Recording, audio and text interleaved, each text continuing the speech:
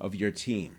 Of course, you probably don't think of it as causing dysfunction, but we're looking at things in the context of employees having intrinsic motivation, so you're not having to rely solely on extrinsic, or worse, having disconnects which lead to larger problems, including a difficult work environment. For example, without this conversation, you can see how a leader would say, yes, I want my people to be empowered.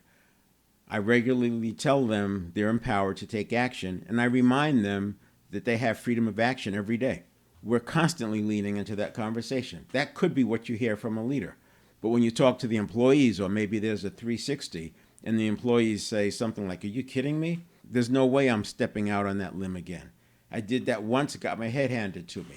Why would they say that if you're telling them they're empowered? It could be because their interpretation of how you show up when you're in the midst of a stress response. Remember, you're their connection to their livelihood. Your actions and words are amplified. Leverage works both ways.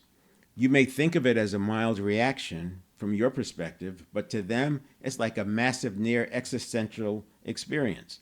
And if you add a little bit of emotion to it, because of your own anxiety that you're feeling in the moment, because you're going to have to deal with the expense or talk to your boss or whatever, that creates this outsized experience for them to the point that they're not going down that path anymore. Yet you're telling them that they're empowered. You can see the disconnect.